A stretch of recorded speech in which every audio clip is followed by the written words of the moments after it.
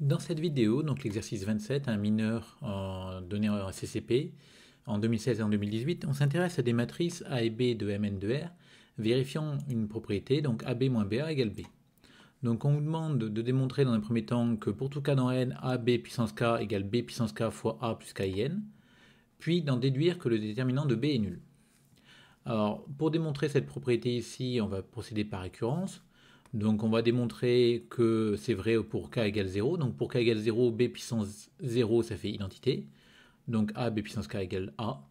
Et de l'autre côté, on a a plus kin qui est égal à a, puisque k égale 0, et b puissance k qui fait identité. Donc on retrouve a aussi. Donc l'égalité est bien vraie pour k égale 0. Donc après on prend un cas dans n fixé, on suppose que h sur k est vérifié. Et on va s'intéresser à démontrer la propriété au rang k plus 1. Donc on va calculer a fois b puissance k plus 1. Alors naturellement, on va faire réapparaître le AB puissance K, qu'on va remplacer avec HRN, ce qui va me dire que c'est B puissance K fois A plus KIN, le tout fois B.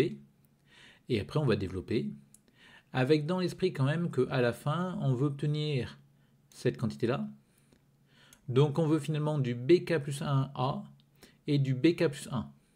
Donc ce BK plus 1 qui est ici, on n'a aucune raison de vouloir le toucher, on va le laisser tel quel, en espérant qu'à la fin ça se combine bien, mais comme on fait des maths, on sait que ça va plutôt bien se passer. Donc il me reste finalement, c'est plutôt ce terme-là qu'il faut que je change parce qu'il n'est pas d'aucune des formes voulues, ni b puissance k plus 1a, ni b puissance k plus 1. Donc on va se demander ce qu'on peut faire de ce AB, et on se rappelle à ce moment-là qu'on a une propriété qui est vérifiée par les matrices A et B. Donc AB, ça fait BA plus B, donc on remplace. Et quand on développe, on retombe sur du BK plus 1A, ce qu'on voulait, et du BK plus 1. Et donc quand on regroupe, on obtient bien ce qu'on voulait, donc on a bien HRK plus 1, et la propriété est démontrée par récurrence.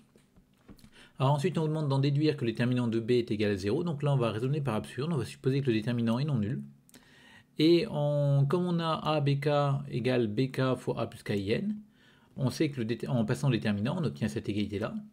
Et comme le déterminant de A fois B, c'est le déterminant de A fois le déterminant de B, on va obtenir le déterminant de A fois le déterminant de B puissance K. Alors le puissance K, j'aurais pu le laisser à l'intérieur éventuellement, est égal à ce qu'on a de l'autre côté, donc le déterminant de A plus KIN fois le déterminant de B puissance K aussi. Du coup, je vais pouvoir diviser par le déterminant de B puissance K parce que j'ai supposé qu'il était non nul, et j'obtiens que le déterminant de A est égal au déterminant de A plus KIN. Maintenant, je vais m'intéresser au polynôme caractéristique de Ki moins A, le polynôme caractéristique de moins A, que je note Ki moins A, et je me rends compte que Ki moins A de K, c'est le déterminant de KIN plus A. Et donc, c'est égal au déterminant de A.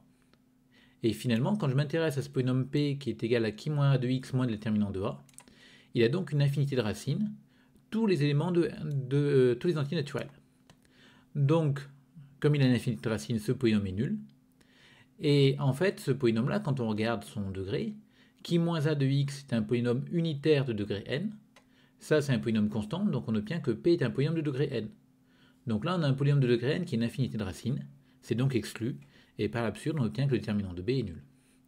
Alors là, on était obligé de faire un truc de ce genre-là, parce que l'énoncé nous a demandé de en déduire, mais sinon on aurait pu faire tout à fait autrement.